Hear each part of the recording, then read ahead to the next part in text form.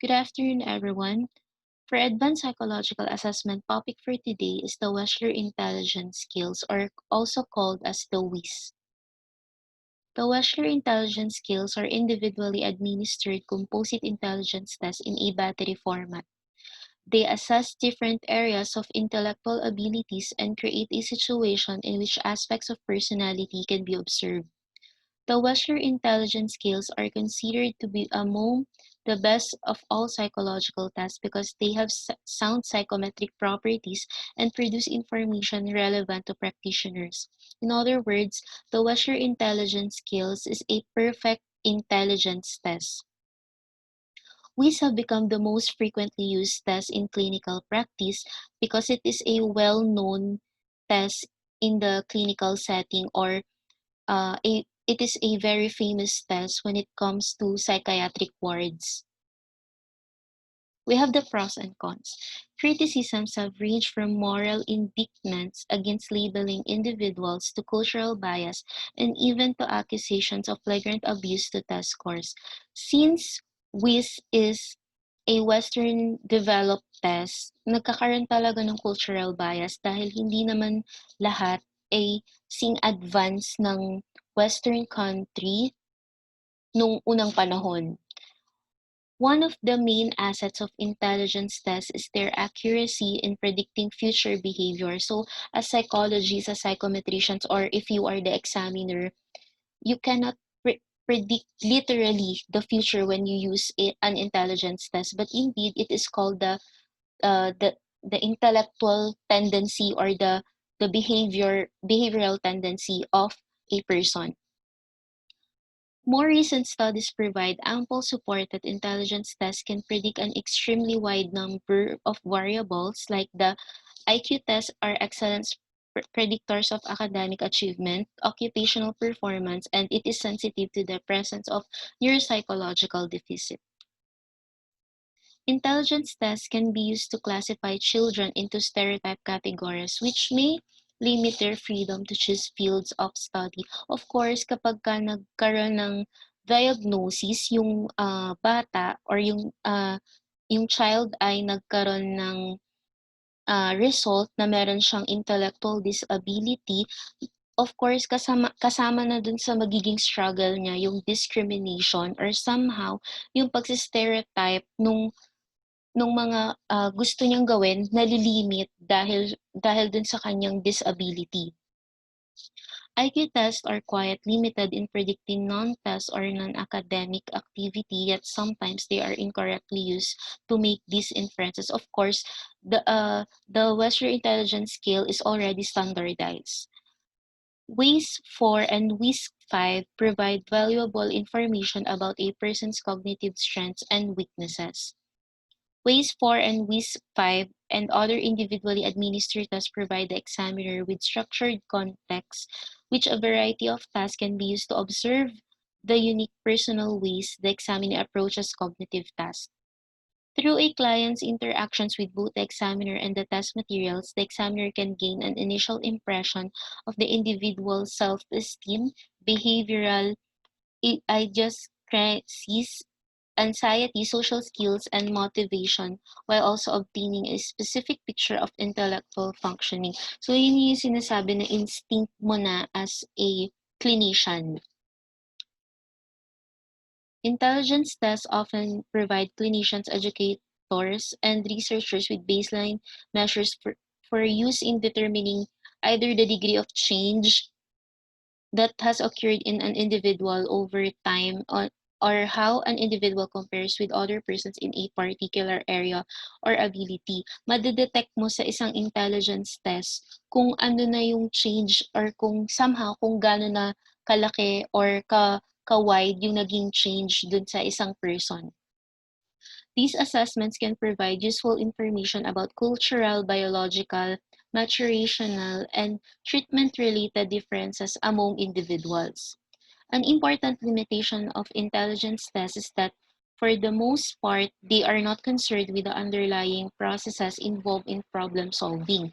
Dahil nga standardized test siya, meron tayong sinusunod na test manual, and of course, kapag ka natapos ka na dun sa administration, scoring, and interpretation ng test, and nagkaroon ka na ng somehow assessment or ng diagnosis dun sa iyong client or sa patient mo, hindi nakasali dun sa test manual or somehow hindi na naka-indicate sa test manual kung paano mo gagawa ng output yung problem na na-detect mo dun sa client mo.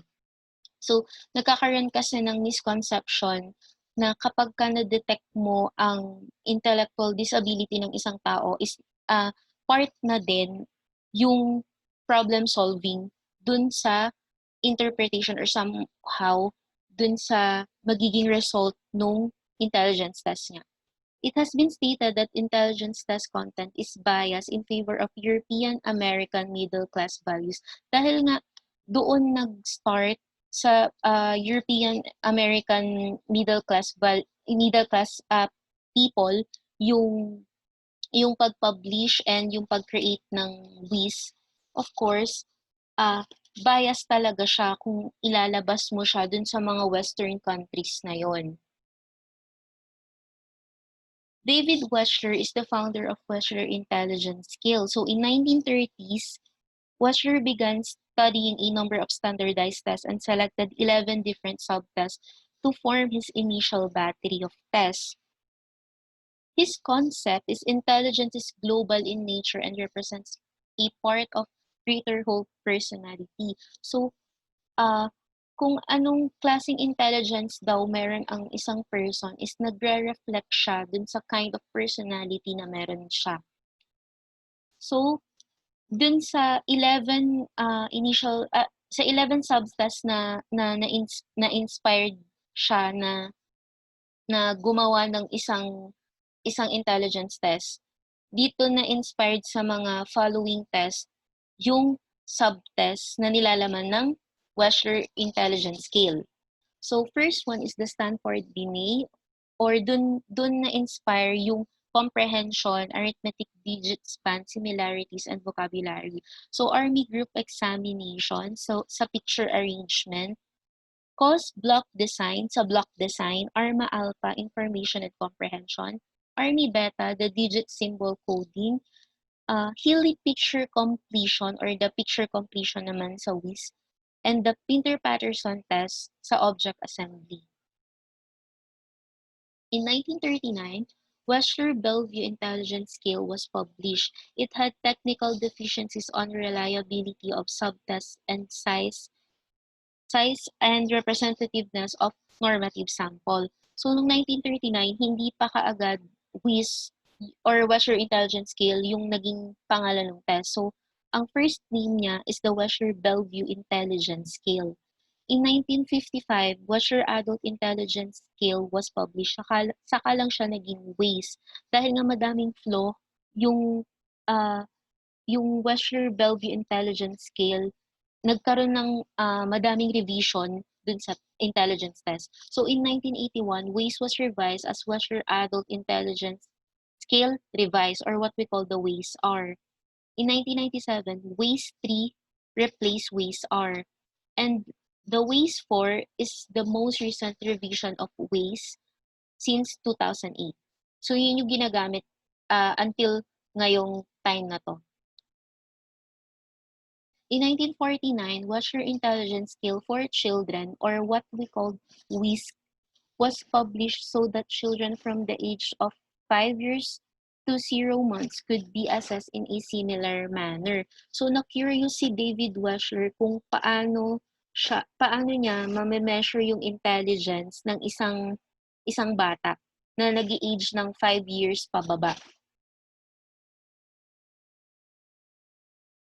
So easier items yung WIS designed for children were added to the original scales and standardized on 2,200 European American boys and girls selected to be representative of 1940 census. So kaya sinabi siyang bias noong unang panahon kasi ang naging participants lang is the European American boys and girls.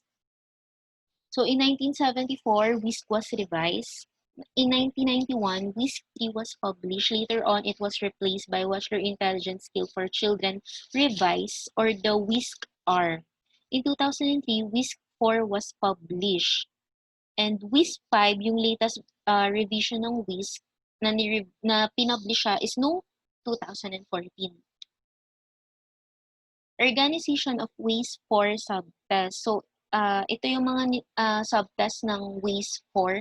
The verbal comprehension, ang laman niya is the similarities, vocabulary, information. So, perceptual reasoning is the block design, matrix reasoning, and visual puzzles. So, working memory is the digit span and arithmetic. Processing speed is the symbol search coding. Subtest of WIS is nonverbal fluid reasoning or the mental operations required for a novel nonverbal task where operations cannot be done automatically. So this is the lo- uh, logical thinking of a child. The quantitative reasoning is anything that is related to mathematics, the general information. This is the comprehension plus the information.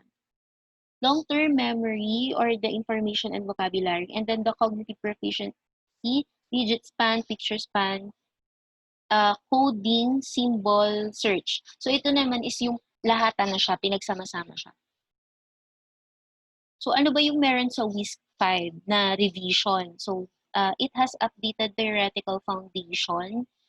It increased spread of construct coverage by investigating and developing visual spatial subtests, fluid reasoning subtests, visual working memory subtests, subtests to measure additional processes related to learning, measure additional cognitive processes relevant to learning disabilities.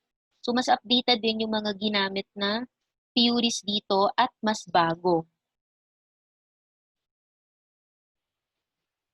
So it increased developmental appropriateness. Yung instructions niya, it reduced the vocabulary level para hindi siya sobrang hirap.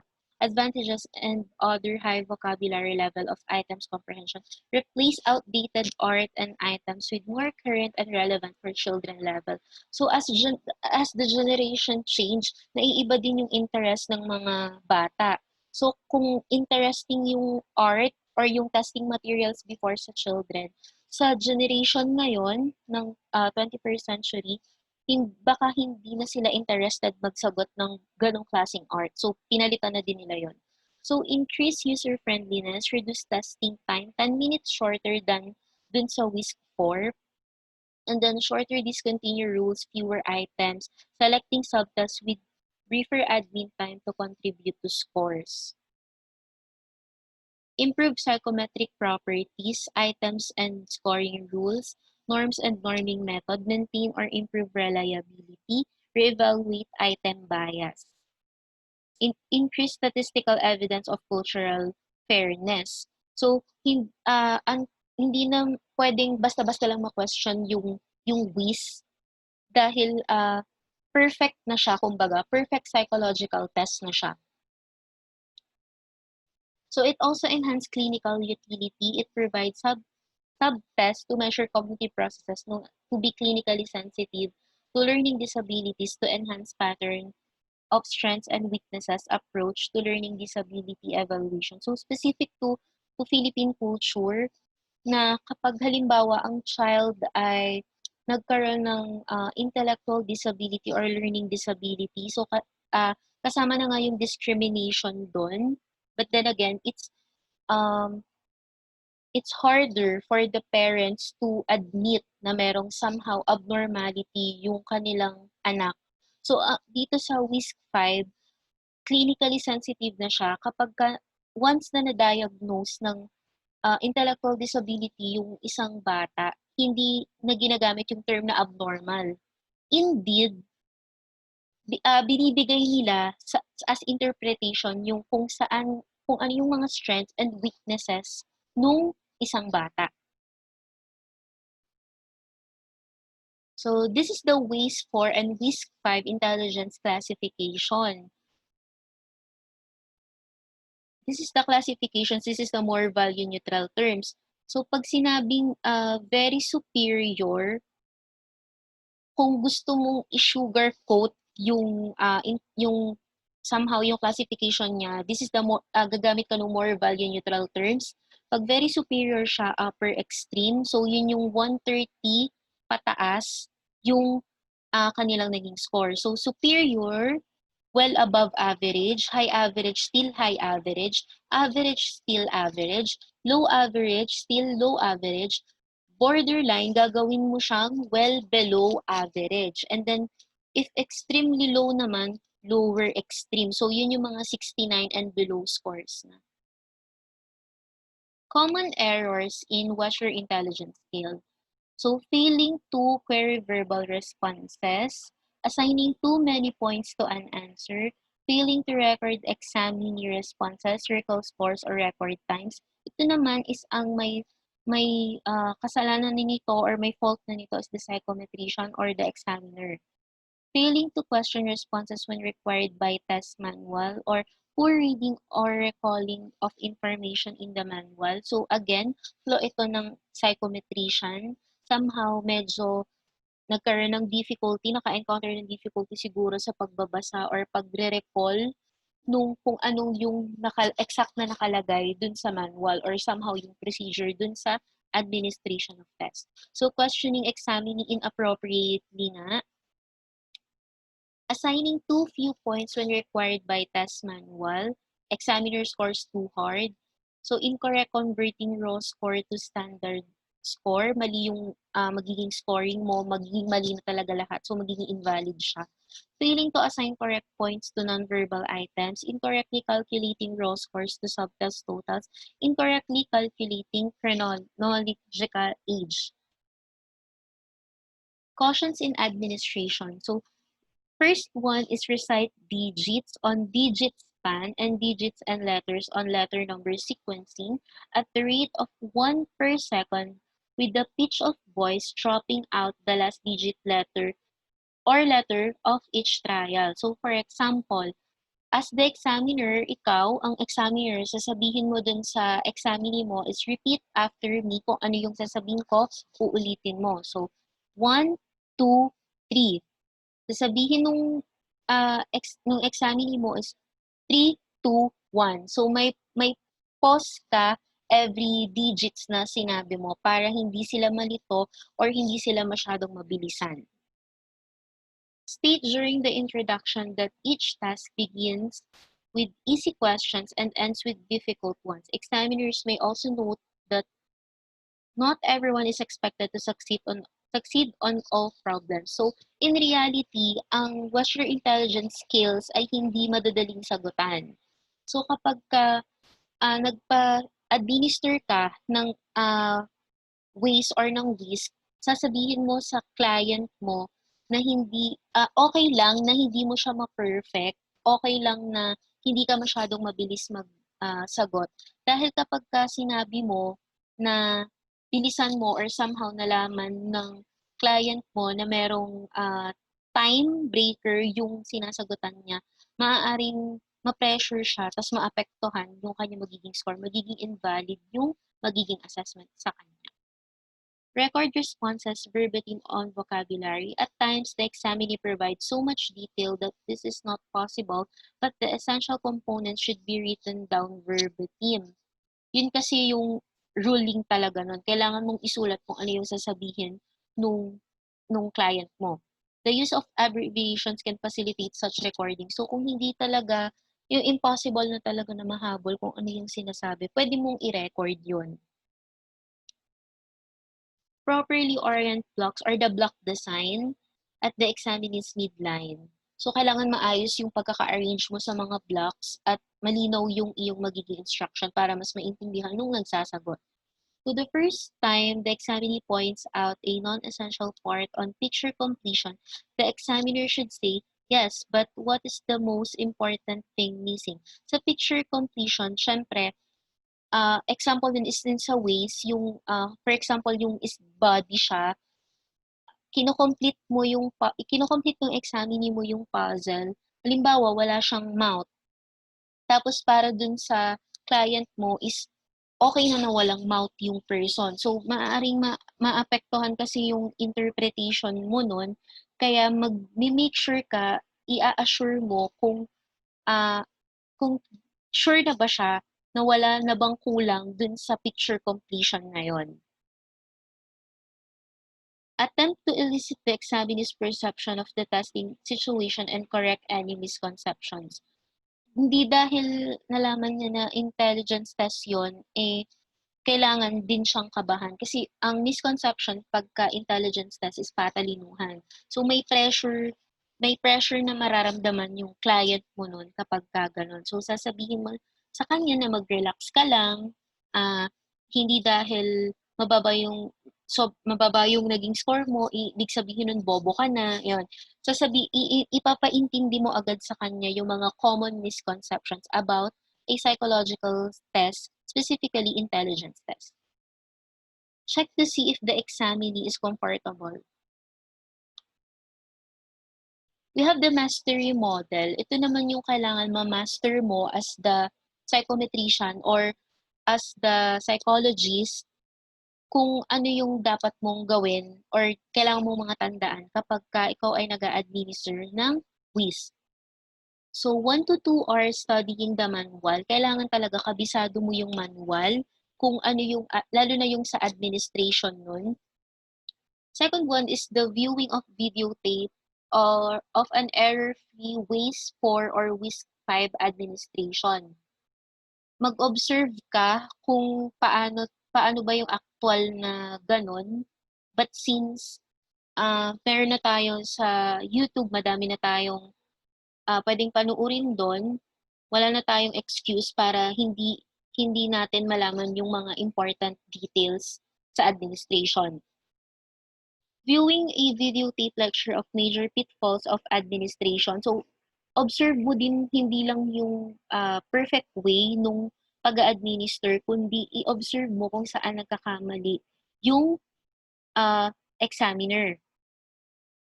So, successfully detecting errors in a videotape flawed WIS 4 or WIS 5 administration, administering WIS 4, WIS 5 to be evaluated by a rating device such as StatTers, General Test Administration Practices Checklist.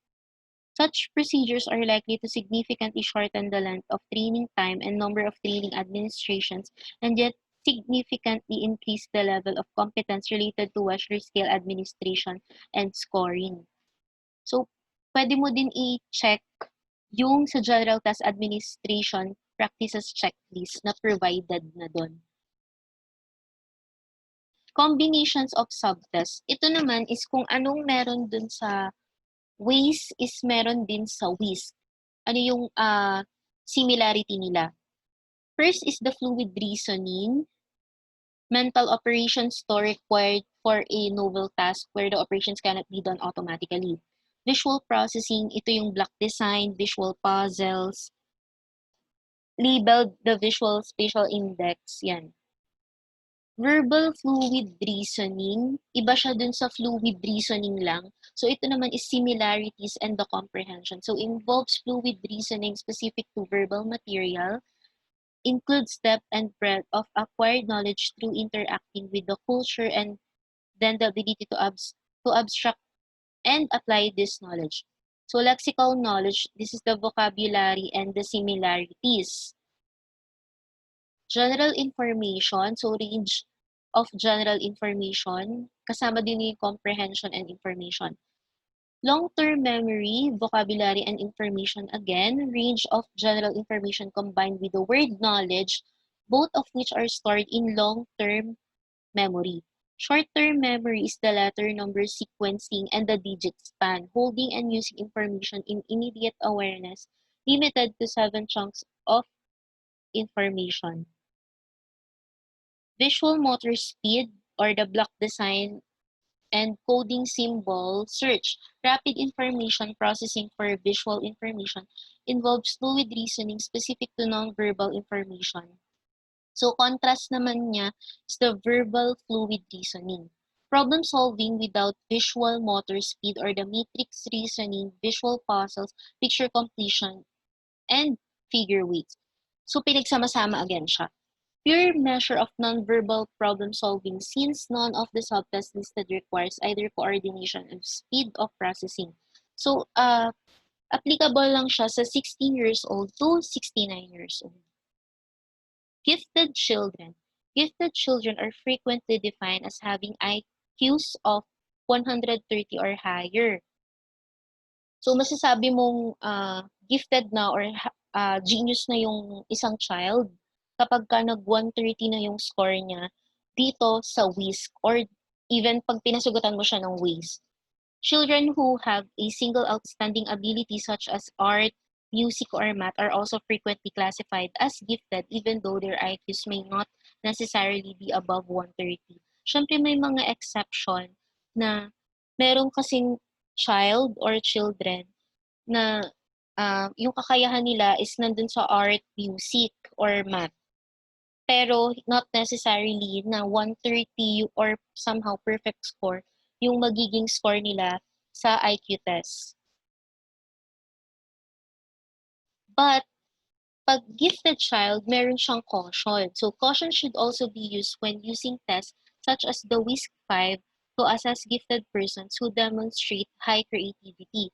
Often, highly intelligent people are not particularly creative, a fact that is supported by a low correlation between intelligence test and creativity. So again, merong conception na pagka ang isang bata ay sobrang talino niya or somehow, genius siya, hindi kasi hindi normal dun sa age niya yung, way of thinking niya, yung katalinuhan niya. Kaya parang hindi siya gano'n ka-creative. However, hindi pa siya napapatunayan sa official research or psychological research na totoo siya na may correlation yung katalinuhan sa creativity. These are my references in this report. Thank you everyone for listening.